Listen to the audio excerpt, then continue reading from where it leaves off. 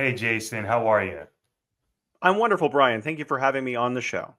Absolutely. So interested to talk to you. So you're in Beijing right now. You're not kidding, right? You're actually in Beijing? I live here. This is my home. I'm on the west side of Beijing right now in Shijiazhuang, or sorry, Shijingshan. Oh, wait, that sounded iffy. Okay, but I'll give you the Oh, benefit of the doubt. I got my place names confused, but yeah, we're over. I'm over here in the Babaoshan area of West Beijing. It's a lovely area near the mountains. If you look west, you see mountains, and then to the east, you have the big downtown skyscrapers and stuff. Okay, awesome. So how long have you been there? Well, I moved to China in July of 2012, but I've been in Asia since 2010. So as soon as I got my master's degree in California, I was like, well, what should I do now? Well, I should move to Asia. So I moved to South Korea, and it was nice, but it wasn't for me, it wasn't my speed. So I moved to China, and then I just got stuck. I kind of wanted to move around the world, a couple years. But once I got to China, I was just like, I think I'll just stay here.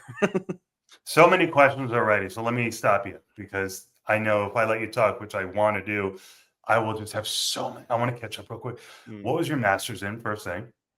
I studied modern world history. Actually, I wanted to study European history, but then I sort of got sidetracked by post colonialism, and then that became more interesting to me. So I Hmm, studied the last 500 years, basically how Europe built its wealth on the backs of the developing world. interesting. Okay. Okay, that's really good to know. Certainly that'll inform some of the political takes you might have. And I don't know what they are, but I think I have a very small inkling of what they might be, just perusing your Twitter. But we will get there. We will get there. So why wasn't South Korea your speed? Oh wow, I didn't want to say anything to slight them, so let me put the food was delicious, and architecture is amazing. People are generally nice, but at the time I was an English teacher, and if you learn about how English teachers are treated in South Korea, you'll learn about a lot of nefarious practices. So I Gotcha. wouldn't recommend it if you want to do English teaching abroad. South Korea may not be for you because it's a lot of, you know, iffy stuff that happens to slicey, dicey kind of stuff that happens to folks in Mm, South Korea, where your apartment's provided by your employer, but then they decide that they're just not going to let you into your apartment anymore. That didn't happen to me, but hmm. I got the impression that things were not on the up and up, and I didn't feel comfortable about the situation. Nothing against South Korea. Amazing culture, amazing music, amazing Mm. food.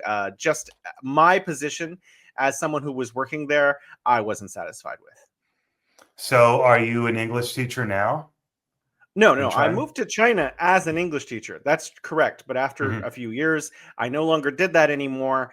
I moved on to media. Actually, if you want me to tell that story, I could probably Please put it in do. 30 seconds. No, don't rush My yourself. wife, Don't rush. I was saying nice things about China, and I was frustrated by the Western discourse about China because it's not accurate. And so my wife, who's Chinese, she said, "Well, you say a lot of nice things about China. Why don't you say them on camera?" And I was like, "Oh, at first I was very resistant to the idea. I wasn't someone who was on social media at all. I think I had a Facebook account that I hadn't used in years, and that was it." And my wife said, "Well, I want you to just say some of those things and let's see how it goes." I made one video. Hmm. 30,000 people saw that video, thousands of likes, and then I just started doing it all the time. What year is this? This was 2018. This was about a year after the first trade war began between China and the United Mm. States, and you could see the anti-China rhetoric in the West sort of amplifying. And I was someone who read the news. That's what I do like to do. I actually like to have a physical paper. I can't find them anymore. And I used to like read the news. And the news went from mundane to China bad, and I was like, whoa, these things that they're saying are not accurate descriptions of my experience of living here. So I started saying that on social media, and pretty soon that became my thing. Right. So, interesting. So you're in political media? Well, I have my own personal social media accounts, but I was picked up by CGTN to do a radio show with them. So I have a radio show that airs in Beijing and Laos and Cambodia and Pakistan and Samoa and several other in China. You can turn on the radio in Beijing and you can hear my voice. So that's actually something, just on an aside. A lot of people say, oh, you can't say what you're thinking in China, you'll get in trouble. I say whatever I'm thinking and they broadcast it on the air, and I'm an American, So like, that's clearly not true for me personally. But you have to remember, the radio show and my social media are two completely different things. I am not paid to do social media. I have a radio show. That's my full-time job. What I post on X, that's me. That's my account. No one tells me what to post. No one directs what I post. I post whatever I want. Those are my opinions. Fair enough. So, and I'm purely just asking out of curiosity, nothing more. Is it ultimately the state that you work for? No, I actually I work for I get paid by CRI, which is part of CGTN, which is part of CMG. CMG is a media group. It is an SOE, so it is somehow connected nebulously to the state in some kind of way. But it's in no way, shape, or form are my paychecks coming from the state in any way. Mm-hmm. Fair enough. So, man, I guess I'll go in this direction. You said in 2018 you're reading the paper and you're feeling that China is being misrepresented. What was the perception over there, or how do you feel? Did you feel? What was China feeling about Trump at that time? This is interesting because when I first started meeting Chinese folks, I expected them to say like not great things about America. That's what my expectation was 2013, 14, 15. And everyone I met was like, we love America. Like America's like our big brother. I met this gentleman. He's my wife's uncle. He's a very intelligent person. He's retired now, but I would sit down to dinner with him and he had all this gravitas and he had formerly worked in the military and stuff. And he would just give me these lessons about what China was like. And I would listen, I'm like one of those persons that likes to be mentored by people who know what they're talking about. Well, you studied world history, so it makes sense. Yeah. I like, the older intelligent person teaching me things. And so he was like that. He was this older intelligent Chinese person. And he was like, we love America. And we want to have a great relationship with America. And he praised Trump, like personally, not just the presidency of the United States, but Trump. He was like, we're so happy that Trump is the president. And this means that China and U.S. relationship is going to be even more positive. And he said, yeah, we have to negotiate some things, but this is great. And so I was actually taken aback by this and kind of shocked that the disposition of people with, some degree of modicum of power here in Beijing really actually love the United States, love the government, love Trump. And so that sort of shocked me. So to answer your question. Now, without trying to be provocative in the slightest, not that I really think it's a provocative question, but I just want to make that clear. Where did you come from politically? Because we'll get to where you are now, but where do you consider yourself on the political spectrum generally? This is an interesting question because I'm sort of a weird outlier, which is maybe why I'm able to perceive China differently than a lot of other folks. I was raised as a Jehovah's Witness in the United States. And so they are not political. They don't vote. They don't choose parties. I had my brother, who's in his 40s recently, asked me, what's the difference between the Democrats and the Republicans? That's how little they know about what's actually going on in U.S. politics. They don't. I'd love to hear someone answer. I'd love to hear various people answer that. Yeah, I tried to answer, but I didn't really know how because it's so complicated, because it's actually like, it's not just one monolith versus another. Yeah. Anyways, yeah, go ahead. No, I'm just saying, to answer that, it's like, it seems easy. But is it? But I went to university, as you expect. I was influenced by a lot of socialist stuff because there's a lot of socialism in university campuses, especially in California. And so I was like, oh yeah, socialism means, taking money from the poor through taxation and giving it from the rich and giving it to the poor in some kind of way, right? Some sort of Swedian kind of way. And then, over here, I've come to appreciate how China's system functions to some extent. But I would say that I'm not a Democrat. I'm not a Republican. I feel like we need to have a more philosophical view of how we can shape politics in the interest of people. And in America, in the interest of the American people. That's so interesting because I'm reflecting on my own journey that I'm on. I sometimes think to myself, okay, obviously very influenced by the culture war stuff. I don't stop talking about it almost to a point where it's ridiculous, actually is ridiculous. Critical race theory really freaked me out in law school. And I grabbed onto that and it really influenced my political evolution. But beyond that, what law school did for me is make me go, it just opened my mind to the political philosophy question and go, is this the right form of government? Does it need to be this way? What if it's ultimately about serving a goal, a higher function rather than the form? And so I'm with you. I love these questions. And so in that vein, we can talk about, maybe you can tell me about China's system. So how does it compare to us? What are the big misconceptions? Wow, that is too big Too to big, answer. So too I'm going big, to yeah. take a chunk and try to Please. answer this. Okay, this is what gets me. Like, as an American, Republicans are very critical of the government.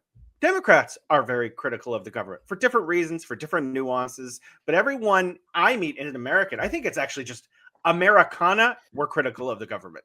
That is Mhm. the American way. We are always okay. Whoever's in power, whether you like them or not, whether they're on your side or not, you're like, yeah, I don't like what they're doing now, and that just seems like everybody. It's a So, like, rebellious one of spirit. right, yeah, we have a very rebellious spirit. So I think that's well articulated. I think what's interesting about America is no one likes what's going on. I think, I mean, unless you're a Mm, billionaire, then you're like, oh, this is great. I love the system, mm. right? But everyone else is really kind of frustrated with the fact that the United States government doesn't really take care of the people's needs in the way that we would like it. Whatever it is that you're after, whether you're after school or infrastructure or whatever, it's not functioning for us in the way that we would appreciate it. This is one thing I see, and I'm not actually sure how to fix it. But if you look at the U.S. Congress and the Senate, and also the House of Representatives, the whole thing, they're all lawyers. I mean, not all, right? But their vast majority are lawyers. The vast majority are kind of on the take through lobbying and through all of the donations that they get from major corporations and from billionaires and so forth. And like the same corporations, like Raytheon, for example, they donate money to both parties so that they Right. can influence whoever becomes elected. And this is frustrating for us Americans because most of us are workers in some way, whether it's service industry or whatever, however we work, and we want the government to take care of our needs, fix the pothole in the road or whatever it Mhm. is. And that's not really what our government is about. Our government is about kind of a grift, and whoever you ask, we can recognize that. One thing I see about China is that they have a Congress too, a parliamentary system. They have an NPC, National People's Congress, and the CPPCC, which is a consultative body. These are their two bodies, and the CPPCC changes every 5 years, and they are constituted of teachers and street sweepers Who do they and law. advise? The legislative body? Yeah, well, they're both legislative bodies. The NPC is the highest lawmaking body of China. They make the laws. They basically do. The CPPCC is like the House of Representatives, and I see. they offer suggestions and advice and consultation. It's very complicated. I don't I think got we would take a year of civics classes to go over it. Just like we have in high school in America, you. you learn Mhm. about how the government works. I couldn't explain it in an hour here. But the NPC, the National People's Congress, is also made up of scientists and school teachers and street sweepers and Wow. farmers and What a doctors. fascinating insight, really. Yeah, and the whole entire thing is representative of all kinds, and also all the ethnic minorities. A lot of people think China is a monolith. They're all Han. Not true.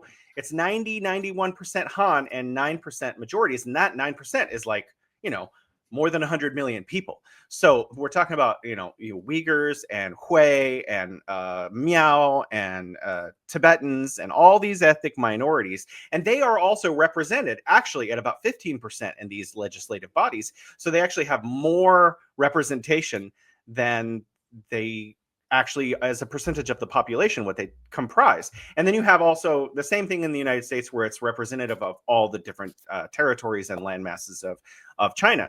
So these groups of teachers and school teachers and lawyers also and scientists and street sweepers and farmers get together, and then the CPPCC informs the NPC what they really want to change, and the NPC makes laws based on a session that they have called two sessions, when these two bodies meet each year in the Hmm. summer.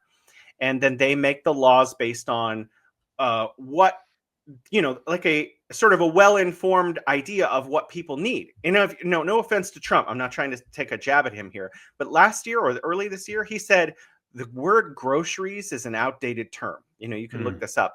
So I thought that was weird because he clearly doesn't buy groceries. He doesn't realize that Mm. regular people do go to the grocery store, and that the word groceries is, part of daily Still in the vernacular. lexicon. Right, exactly. So my point is China's legislative bodies are comprised of people who know what life is like for the people. And our legislative body is made up of people who are completely disconnected from what life is like for the people. Look at Nancy Pelosi. She is she's the ultimate grifter, making money off of everyone, all this inside information. She doesn't go grocery shopping. She has people for that. But in China, the legislative body is comprised of people who are regular people. You can walk into a CPPCC office here in Beijing or in your village or wherever in China, and you can say, hey, the problem is my neighbor's tree or whatever. Or you can say, I don't like the fact that this law exists, this is why. And they have to put it in a white paper, which gets spun through this whole consultative body. And whether they take your advice or not, they try to appease the population and give them what they Mm. need. Here's the thing. A lot of people joke that in China, you can't change the politicians at the top, but you can change the law. And in the United States, you can change the politicians at the top, but you can't change the law. So I think there are things I don't want to say America should be like China or America needs to copy China's system. Oh, no, no, no, no, no. We are Americans. We have our own way of doing things. We are loud and boisterous and noisy, and we're always going to be like that. But are there lessons for us in China? I think the answer is yes. Absolutely fascinating. I have an uncle who's a host of a very prominent very left wing. It's interesting talking about labels. Maybe these labels are all old fashioned and outdated. So there's something to be said about that. But for the moment, let's go with, he's a left wing guy. He's got a fantastic radio show called The Zero Hour. And one of the things he says frequently is bipartisan, but that's with a U, B-U-Y, partisan, and that whole thing. And so there's a lot of agreement between him and Marjorie Taylor Greene. Not sure they have too much in common, but some things. And one of them would be this idea that the American government is not serving the people and is all sorts of messed up. Now, also, it brings to mind, I used to host this guy regularly, and I will again. He's actually running for Congress. He's an older libertarian American Jew, and interesting story. Not all of it's pretty, but he's a smart guy, and he's taken a shot at running for Congress. And he would always talk to me about the book he wrote when he was in prison for 6 years, serving time for this white collar crime that he fesses up to and has owned. And I mean, what am I going to do? He's become a friend of mine, but I know he's hurt people, and he's owned it. And so he wrote a book in prison called A Radical Reset. And the main thesis was he developed this political concept called anti-politism, and it's basically just a lottery system, getting rid of the elections. And because the old concept of, sometimes you say to people, if I were to just walk into Starbucks, or maybe that's not a great example, but Dunkin' Donuts or whatever, or IHOP even, and get a cross section of the people, put them in power, we'd have better outcomes. So to your point about why the mix is so off in our country, and maybe it's so better in China, that rings really true. I think most people would agree. We have a problem. Our system attracts psychopaths, Herbie says, and sociopaths. And Herbie's lottery system, as he would say, gets not only the money, but the ambition out of politics. So really interesting, right? And so I'm primed to receive this message from you. And so I guess my question is, how does China do it? Well, that's another big question. I'd like to go back to the U.S. You mentioned money. I think that's a huge thing, and we're talking about China, right? There's a commentator who says the reason China is not capitalist, and I think it's interesting because China has capitalism in it. So this is a misunderstanding, kind of. So firstly, China is a socialist market economy. That means it has market economy. There's Starbucks. I can walk there in about 10 minutes. And actually, the other direction, I can walk there in about 10 minutes. So either way I walk, there's a Starbucks in 10 minutes. McDonald's, Burger King, Pizza Hut, all this stuff is in China. KFC, huge in China. And then you also have the Chinese brands like Luckin and so forth that everyone's heard about. Mishua Bing Sheng, wonderful ice cream. So we have a market economy, and we have Hilton hotels and all kinds of, I use a Gillette razor to shave. Why? It's the best. And you can get it at the grocery store. I've taken pictures of American products at the grocery store. So there's also a socialist element, like they build homes for the poorest people, and, poor people come prioritized by China. But when we look at, the United States, what's the real problem? And it go back to this commentator. It's the fact that capital controls our politicians. And in China, a group of capitalist billionaires could never control the Politburo, right? They could never control the Chinese government. Not a chance. If there's some billionaire that's trying to affect politics in a way that runs contrary to the way that the Chinese government wants to operate the country, that billionaire is going to be in a hell of a lot of trouble really fast. Right. But if you're in the United States, it is legal to lobby our politicians on behalf of corporations who are people, right? So these people, corporations, lobby our politicians and control the outcomes of what we're saying. So it's about, money in politics is what you mentioned, and what your uncle, I believe, he mentioned, and I think that's a really important point. I don't think we need to replicate China's system. I in that way. I think we just need to eliminate money. There should be obviously we need to have money for campaigns, for like presidential race. Let's just use that as the big example because that's the one everyone pays attention to. What we should have is every citizen in the United States has like a $20 cap on who they want to donate money to. And so you have 340 million Americans. Obviously, a lot of those people are going to donate money to anybody, but they can donate one time to one politician, one per campaign on a federal level, something like that. So you don't get Raytheon coming in there with 50 million super PAC dollars. And then everyone will have the same equal ability to impact who gets elected. And then that makes the money part of American politics kind of also egalitarian. I think that's what we need. We need to get corporations and big money completely out of politics, completely reform the system. So you asked me, how does China do it? I think, China does it. They actually have a completely different system. We don't need to emulate. We just need to get money out of politics. But how does China do it? That's a good question. They have a pyramidal system, kind of. So at the local level, elections happen. And then actually, you can recall your local elected figure almost immediately if they're not representing you. So if you're in a small village, you elect a person, and you have some candidates to choose from. And there is one big party, the CPC. Everyone knows that. But there are also 7 other smaller parties that people in the West don't know about. They're very small. They're kind of marginal to some extent, but they actually are forced to get representation at a national level in the NPC and CPPCC. So you have that also. But you vote for your local official. If you're in a big city, you have little contingencies of people who vote for local officials. Once all of those people who represent, like if you're in a village, farmers or whatever, who gets elected? That person is probably, a community leader. They're someone that's locally respected. Everyone knows them. Everyone can go to them. Everyone can call their mom, And so that's the person who gets put up for you. Then all of these people, they vote for, the provincial level, and then the provincial leaders vote for like city levels. It actually, sometimes provincial is above city, and sometimes cities above provincial in China. It's actually really complicated, and it varies by region because China is not broken down into just states that are broken into counties that are broken into cities and towns. It's a little more complicated than that. But at the national level, ultimately the people who get elected to the highest levels, they are elected by the people who elected them, who were elected at a local level. And so the top leaders are chosen amongst the biggest community leaders of the biggest community leaders and so forth. Is that a perfect system? I don't know. But I also don't think we need to have that system. I think in America, we could just have the system we currently have and just take all the big money out of it, and it probably would start to fix itself over a short period of time. Because if we could get real people elected who represent, for example, in Arkansas, I think it is, there's a new person running, Haley something. She's a farmer. She's a 6th generation farmer. She has no chance of winning. And next year she runs against Tom Cotton. No chance of winning. He's got $9 million. She's got 500,000. She's just going to go up against him and lose. But wouldn't it be great if that's the kind of people we were electing? like Hmm. farmers. I mean, that's the people, those are the people I want in Congress.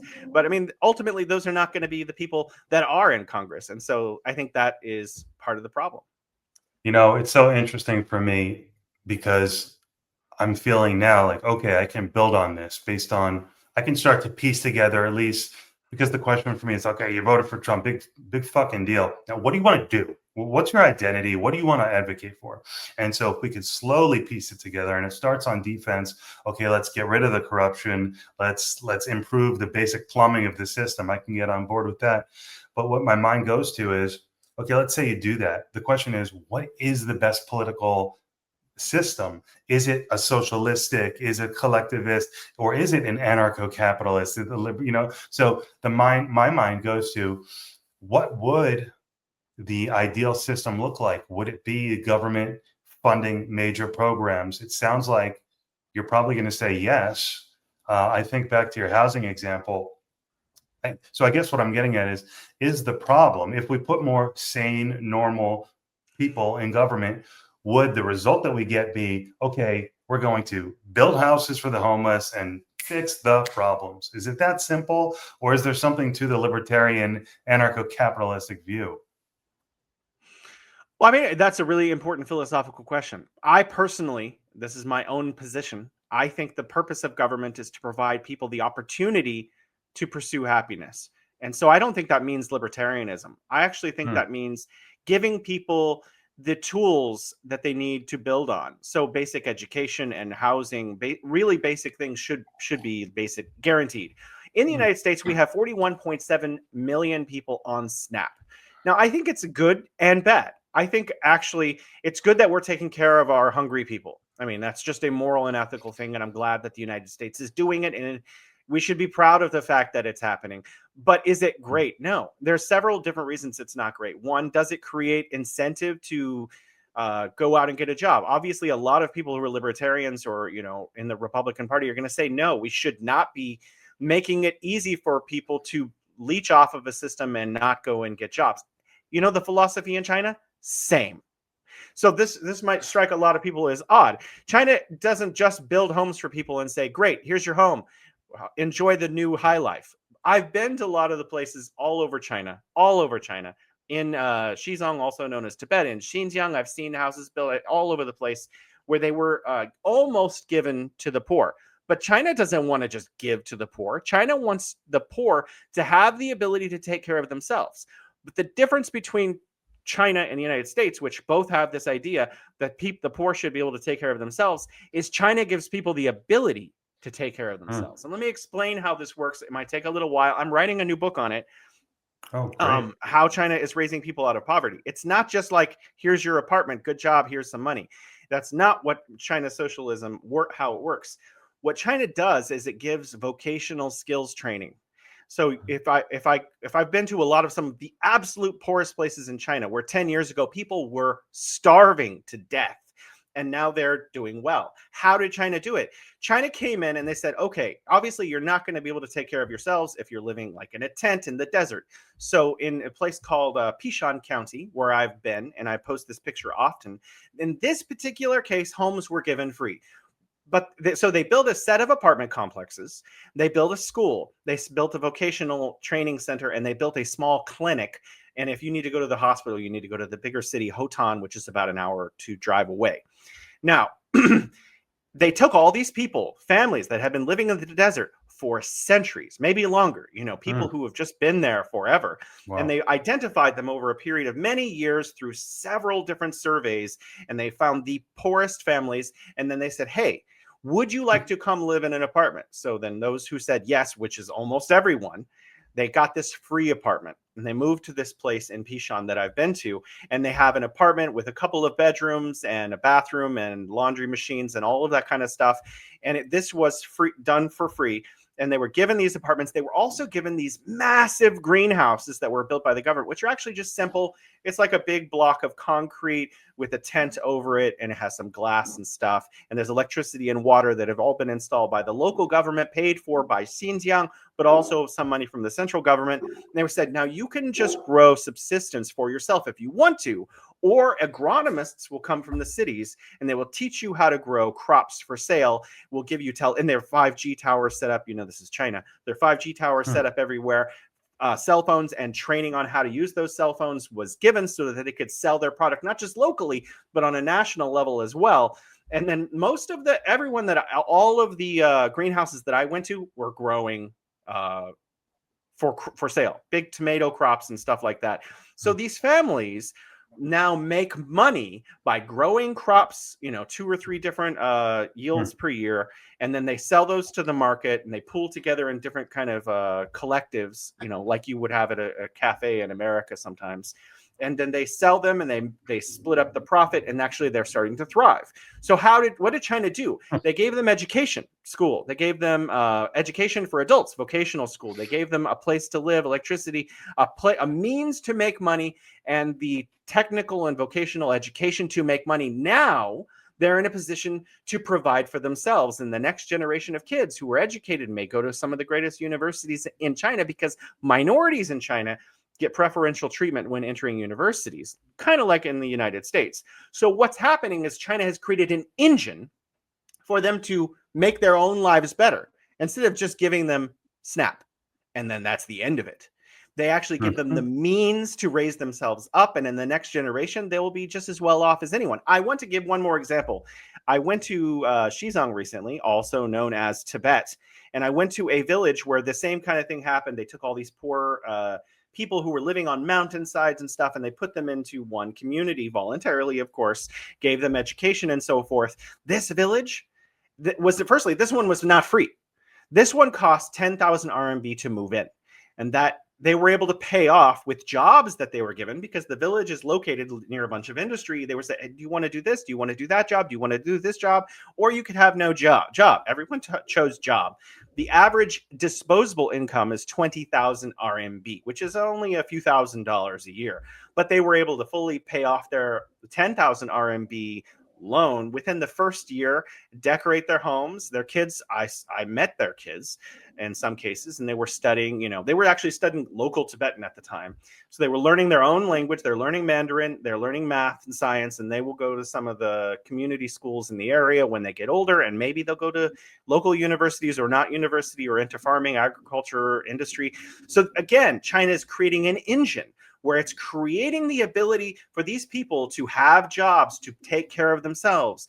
In the United States, we have community colleges, but we don't really utilize them for that. It's mostly just a step to get into university or something, right? So you save 2 years of university. That's what I did.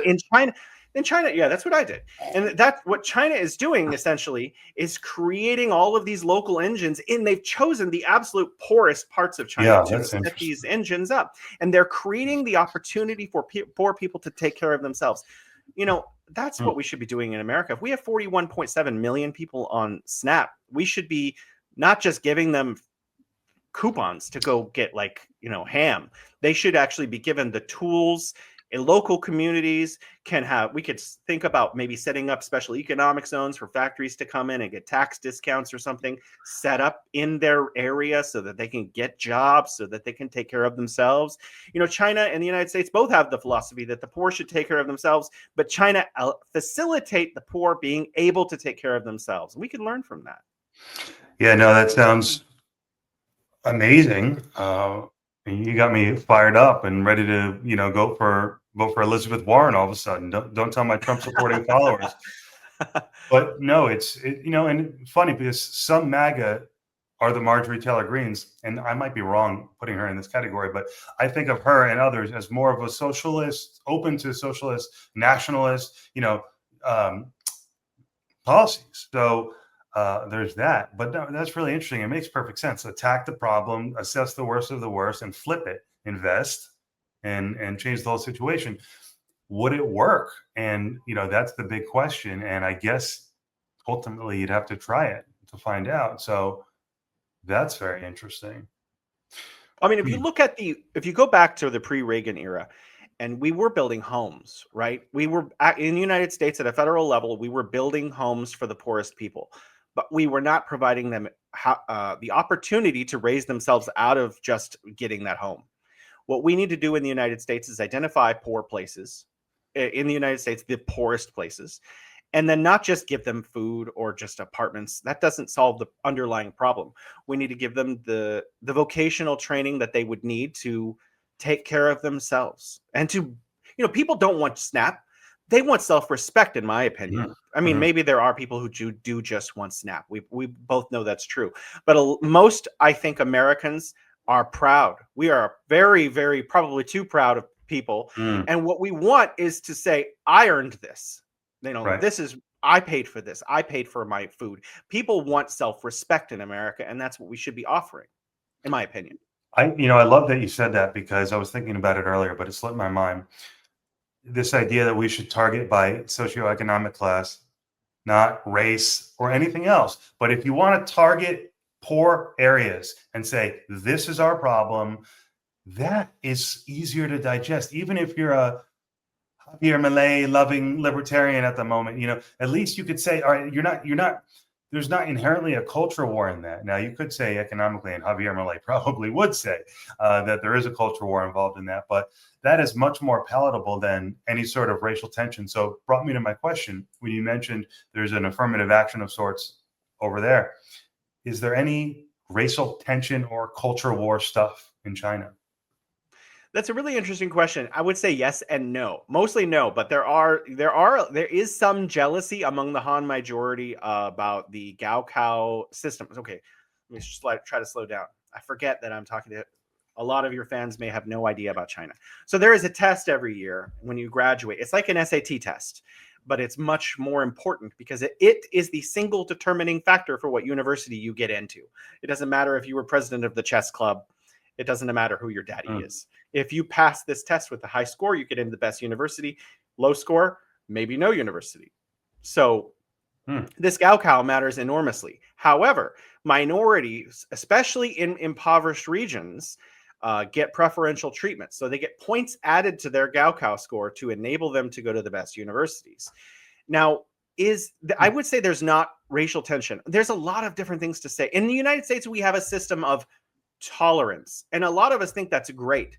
But actually, if you really look at the word tolerance, it means to have an aversion. I don't like you, but I'll put up with you. That's what tolerance really is. In China, you don't have that. You have an almost inverted system completely. You have intercultural celebration. Like the Miao people, they have the big headset that's all silver. You see the beautiful women wearing the silver headset in China oftentimes. They are loved throughout China. Women who are not Miao dress up Miao and take photos. You couldn't do that in the United States. If you tried to say, oh, I love your minority culture, I want to dress up like you to show you how much I love you and take pictures like you, you'd get in so much trouble instantaneously. But in China, it's the opposite. People go to Miao villages, which used to be poor, and they stay in homestays. They get dressed like Miao people. They hire Miao people to take photos of them. They post them on their social media. Everyone loves everyone. The Miao people are getting rich off of it. And the Chinese Han people love showing how beautiful they look in Miao clothes. And so you have an intercultural celebration of, what is available of these 56 ethnic groups, including the Han majority. Whereas in the United States, it's much more like, that's your turf, my turf. I can say these words. You can't say those words. This is my music. You can't listen to that music. And everything else. And the out culture in the U.S., and I want to know how it is over there in the U.S., it's like, okay, the conservative, progressive element is tied in. So it's like our culture is what this country was built on, and don't ruin it. Don't mess with it. Is there a similar dynamic over there? Is there so much on the line in some of these debates? It doesn't sound like there's. So what is the centralizing ethos then? If ours is the American West and all of that and the cowboy, and that's the culture war, and is it going to be defended or is it going to be torn down? It's not happening over there. It's interesting because China has 5,000 years of history. I know this is a long explanation. I'm going to try to shorten it. No, I don't have 5,000 years, but because there's all these different periodizations of Chinese history and also of the ethnic minorities, what you have are everyone dressing up like everyone. So you have the official clothes of the Han majority are numerous, and all of the minorities and the Han majority all dress up in all of them. So for example, you go to Xi'an, and this is an ancient capital of China before Beijing was the capital. There are many different capitals in the history. But if you go to Xi'an, or it's also known as Chang'an, everyone dresses up in this historical style of the Han majority. Even minorities, they all dress up like this, and it's beautiful, and it's absolutely splendid. You should go, by the way. It's just amazing. It's like a cosplay for everyone, and it's just amazing. But like everyone kind of emulates everyone. And then you also have modernity, where most Chinese people are like you know, they're wearing jeans and a t-shirt. Like if you go out on the street in Beijing or Shanghai, it's jeans and t-shirts and hoodies and button-up shirts and ties, and like they dress like Western people. So in it's not just dress, it's music, it's musical appreciation. If you go to Lhasa, you're gonna hear Tibetans rapping. So I mean, they also are embracing Western culture and all of this stuff. What they have is, you ask for a central core. They define it by this pomegranate. So if you ever open a pomegranate, it's filled with seeds, and they're all kind of a little bit unique, but they all fit together. That's the way China sees its ethnic groups. Now, is there jealousy? That was your first question before. Yeah, the Han majority absolutely sometimes are jealous of the minorities because they get higher privilege to go to universities. There used to be a limit on the amount of children Han people could have, right? You've heard of the one child policy. That doesn't exist anymore. But at that time, minorities had unlimited children. They could have as many children as they wanted, but the Han majority still were in the one child policy. At this time, there is no such thing, and everyone can basically just have lots of kids because China wants as many kids as it can have. And in fact, some provinces are giving incentives for the more kids you have. But always there has been these preferential treatments for minorities in China. China takes care of its minorities. There is a little bit of jealousy on the Han side, but I would say that there's more interest on the Han side. A lot, 300 million tourists go to Xinjiang every year, which has a lot of Kazakh and Hui and Uyghur people and Tuvans, all these ethnic minorities, Mongolians. But they go there and they love it. They love entering into the experience of eating local foods and sometimes dressing up as locals as well. And so I would say there's less tension and more celebration of the tapestry that comprises China. It sounds like it's due to, I mean, taking a stab at it, that it sounds like there's two things here, at least, obviously, that I can sense, which is one, the scope of the history. They've just kind of been through it, iteration after iteration. That's what it sounds like to some extent. And also this lack of, America had an original sin built into its founding. I mean, it just did. I mean, and it wasn't the only country, and I don't condemn America, and I'm a proud American, but you have to acknowledge America was built on a faulty structure, and that's why it had to go through the Civil War and all of these things. So lacking that, I guess you have an opportunity in China for people to just enjoy and be proud of China and do that. There also. have been, I mean, I don't want to say China is without sin. China actually had slavery in its past too, and feudal period it went through, but with the founding of modern China in 1949, all of that disappeared. So, but I mean, slaves were, or people, serfs were of the same ethnic group in China. So Han, right. Wealthy Han families controlled poor Han families, and there was slavery, where the Tibetan lamas kept slaves, and like it was all over the country. It wasn't just one racial group suppressing another racial group. It was like everyone were serfs for rich and powerful people among all kinds of different ethnic lines. Right. The slavery, but like you said, it's different. Right. The slavery perhaps was more racialized on our end. And was it more brutal, do you think? No.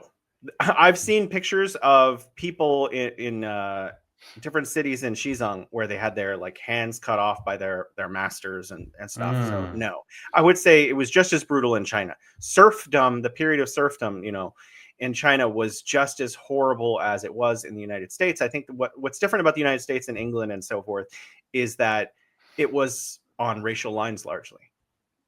Right. And the hypocrisy, and it's a beautiful hypocrisy, as weird as that is, but a dark hypocrisy. The founding of the country, to say on one hand all men are created equal. So it's just a kind of a poetic brew of that scenario. But it's great to get your perspective on that. Super helpful.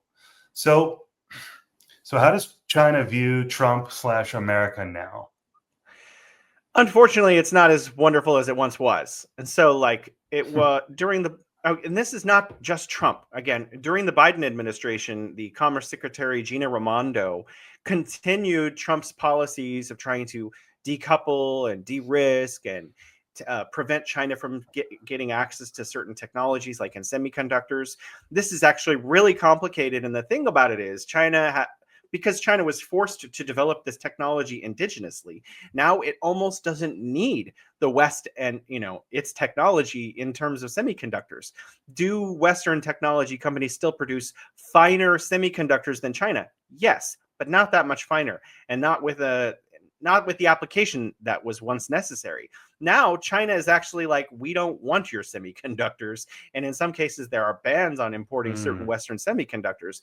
And so the United States sort of shot itself in the foot by saying, oh wow, you're 10 years behind us, we'll just prevent you from this technology and you won't be able to climb the value adding ladder. But then China was just like, we're not 10 years behind you, we're like 5 years behind you. And in the last 5 years, China has proven that by catching up in semiconductors in ways in which we didn't expect that to happen. So now there's a frustrating relationship where the United States wants China as a consumer of its semiconductors, because China is by far the largest consumer of semiconductors in the world, because all the value added electronics most of the value added electronics come through China's supply chain. So now we have this really big problem where the United States doesn't have a lot that China wants, but China still has a lot of things that the United States wants and needs. But, recently Trump and President Xi met, and it was a very positive outcome where some of the trade war was rolled back. And they are set to meet, based on the information that I have, again in April. I have talked to some analysts who are, actually a Republican analyst who lives here in China, Thomas Pocken, and others, and they are actually quite optimistic that when President Trump and President Xi meet, that there will be a further softening and rollback of the trade war, and that we may be looking at the two countries working better together. I mean, Donald Trump, after he met, or during the time in which he was meeting President Xi Jinping, he said, God bless the United States and China. I think, thank God for that, because I am so delighted that, and Xi Jinping also said something like, I can't remember the exact words. It's like the future that China is building is compatible with America, your plan to make America great again. So he was talking specifically about. I mean, I know it's just two world leaders talking slogans, but it's beautiful, right? I mean, yeah, all the little things that are going on the side, and the no offense to the other politicians on both sides, the lesser figures who are sometimes still sliding each other, like the biggest two most powerful people in our countries shaking hands, smiling, and saying nice things about each other warms my heart, and the hope that our two countries can in fact continue to work together in a peaceful way to build a shared future. So does China still look at America as its bigger brother, or are they at the same age now? I think that China is much more confident because of the trade war, because of the fact that there was a trade war and China's economy kept growing. Like, in all these economists, I mean, hundreds of Western economists kept saying China's going to collapse, China's going to correct, the economy. But 5.2% growth in 2023, 4.95% GDP growth last year. Probably this year it's going to be 5.1%, although the World Bank is currently saying it's going to be 4.8%. China's economy is just flying. So I think right now, because there is a trade war and China's economy continued to grow really well, more than twice as fast as the United States, China's politicians and the people are far more confident. And it's now more like, we see the U.S. as a peer. And I think that has changed. The relationship has changed. Gotcha. I guess looking beyond Trump, where do you see the relationship going? The two countries are incapable of military conflict, in my opinion. It's not possible. We are two nuclear powers, and China has said that if the United States cross certain red lines, that actions will be taken. Firstly, I want to say that China is peaceful, because I think that's important to say. A lot of people say, oh, China has all these conflicts with its neighbors, but not a major war. China hasn't been in an official all-out war since 1979, which lasted for 1 month with Vietnam. So I don't really think that, China wants war. China is a very peaceful country. China wants to have peace. I don't think that the United States wants war with China because it would really test the limits of what the United States is actually capable of. And the fact of the matter is we trade so many things, even if we were to decouple further and become more independent of one another. And I think both China and the United States want that to some extent. The United Hmm. States wants to make stuff at home. I think we have major systemic problems that are preventing that, not just imports. And China wants to be more food independent and be able to grow a lot of its own food at home because it wants to make sure that it would be able to take care of its people in any circumstances. But I still think there's room for trade. I think the United States wants goods at Walmart that are affordable, and I think China wants Hollywood movies. You go to a movie theater, I'll walk that 10 minutes that way, and there's a movie theater there. There's a statue of a Marvel superhero there. When Dune 2 came out, I saw it in the theater in China. Chinese people, despite there being a peer competition, they love US TV shows. They love US media. Students want to go to the United States to study. There is a little concern that there's some the visa problem. And there's also concern that there's a rise in anti-Asian hate since the Hmm. 2019, 2020. But Chinese people still look at Harvard, Stanford and Yale and Princeton and Berkeley and all these amazing institutions, and they want to send their kids there. And so, Americans, Chinese people want to go to Vegas. But right now, it doesn't seem like that's an ideal opportunity because of the tension. But if tensions could be de-escalated, the United States could reap an enormous amount of money from Chinese tourists because Chinese tourists love the idea of going to New York, Washington, D.C., Beverly Hills, Los Angeles, Chinatown, and San Francisco. Chinese people want to visit the United States. They want to see the Grand Canyon. And guess what? China has the largest middle class in the world right now. 500, 600 million middle class consumers, the largest spenders in tourism in the world because of the sheer mass of them. At home, Chinese people save 40% of their income, but when they are traveling, they just spend. Money just pours out of the coffers. This is a great opportunity for the United States economy to be inviting Chinese people to come and spend all of their money on us. I mean, that's the future I hope for, and I think that's what Chinese people want too. So if the United States, if Trump and Xi can get together and make a deal that draws our two countries together, I think there's a lot of opportunities for both of our people to thrive together. Got it. I love it. Two final questions.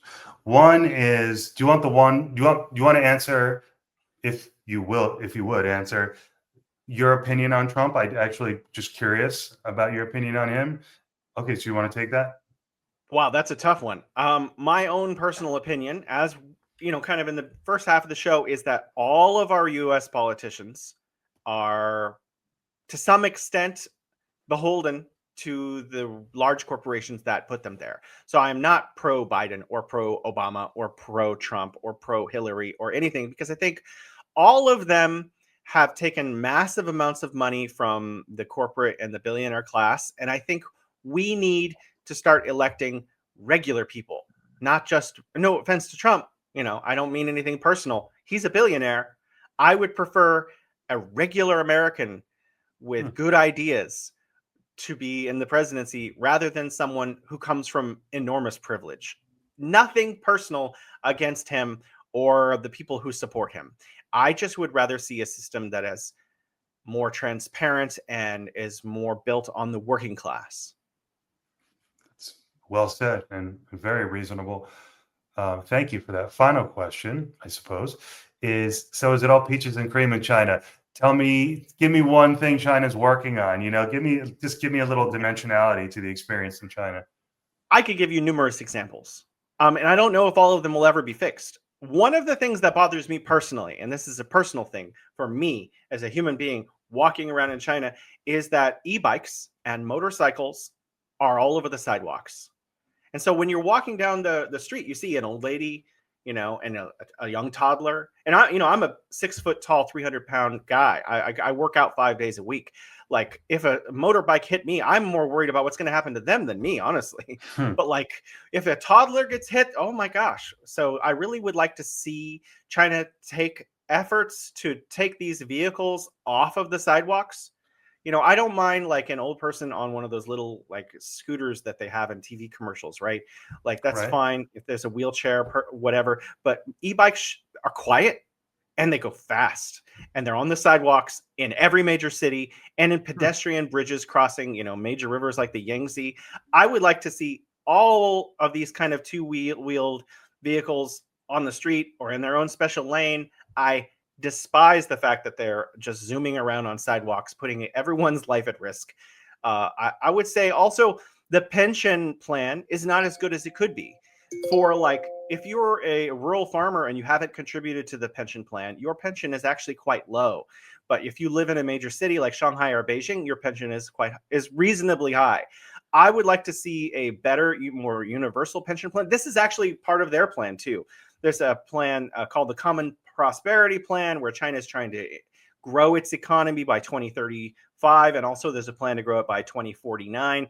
And in both of these plans, there are metrics to increase the quality of the pension plan. But currently, the pension plan is not good enough.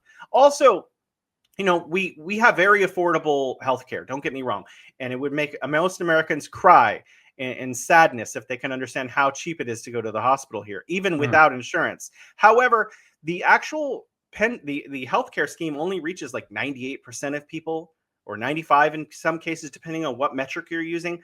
I'd like to see that at 100%. And they say, oh, well, we have clinics, mobile clinics where doctors go to the rural areas and take care of people. And they do. But I think we could have better coverage still. It could be more universal towards something like a lot of Americans actually want. So I think that there are definitely things that China is working on. China eliminated absolute poverty. Okay, so this is a special term, which means like I think $4.20. There's no one living below that, but there are still 200 million roughly people in China who are living on between $4.20 and $10 a day.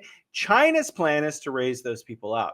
So there's not absolute poverty. Hmm. There's no starvation. Everyone has running water. There are roads to everywhere, despite the propaganda to the alternative in Western media. However, there's still work to be done to raise everyone up into, at least a lower middle class kind of lifestyle. So again, I think, over the next 10 or 20 years, China will be improving the lot of its poorest citizens, which are a priority here. And there's still work to be done. One thing I would like to say, since I have the opportunity and you've said I could talk about things that are important to me, the Sure. idea that there is a social credit score. And even Edward Hmm. Snowden said this recently. Not true. Okay, there is a system, which sometimes gets called the social credit system, but it's actually a credit system. I jaywalk all day, every day. I don't come home and my doors are locked. Whatever this crazy propaganda that, like, if I say something on the internet, I can't buy sandwiches or some whatever Right. crazy. There's no such thing. There's no AI system that regulates behavior in any way, shape, or form. What there is are people who have not paid major outstanding debts, like millions of RMB, who are brought before a judge, and then sometimes they have, like, you can't stay in a 5-star hotel, you can't take a high-speed train, and you can't sit in first class anymore until you pay Hmm. off these debts. And that's done by a judge, not by an AI automatic system. So are there people who have had some of their liberties like crushed? Yeah, those people have committed fraud. And guess what? In the United States, if you commit fraud, you have your liberties limited too. It's called Right. prison. So, Right. like, there are also consequences for not paying your debts in China, especially if they're major Hmm. debts. If you didn't pay your last credit card payment, not a problem. But if you didn't pay 50 workers at your factory for a year, major problem is coming your Right. way. So Hmm. there is no social credit system in the way that the West envisions it, but there is obviously a credit system, much like there is in the West. Absolutely fascinating, man. I'd love to do this again sometime. I'll do some more preparation and go even deeper if that's all right. Absolutely. I'd love to. Thank you. Awesome. Awesome. Well, thank you so much, Jason, for your time. So you're working on a new book. Is there anything you want to plug? Oh, sure. Yeah. This is the book that is available now, World Without Poverty, China's Mm. Roadmap to a Shared Future. You can get this on Amazon. The hardback is expensive. It's like $29.99, but you can get the paperback for $19.89, and it's $3.99 for the ebook. This is not about how China alleviates poverty in China. This is about hospitals, schools, roads, bridges, and ports that China has built in the poorest countries around the world. And I put the financial details of each project in the book for those people who think China is debt trapping countries, so they can see for themselves whether that's true or not. Awesome. I will actually have to check that out myself. So I'll begin my education into Asian affairs, starting with China. I really need to go hard on American affairs, one thing at a time, but eventually I'd like to, it's amazing. There's so much to learn in the world. And, you studied world history, so I guess I'm doing all right if I follow your lead. Now, who knows if I come to the same conclusions, but you've been very reasonable, and it's hard to have a beef with anything you said. So I'll definitely get into it. Thank you so much, Jason. Thank you. Very nice to be on the show. Thank you so much for your time, Brian. My pleasure. Thank you so much. Have a great day.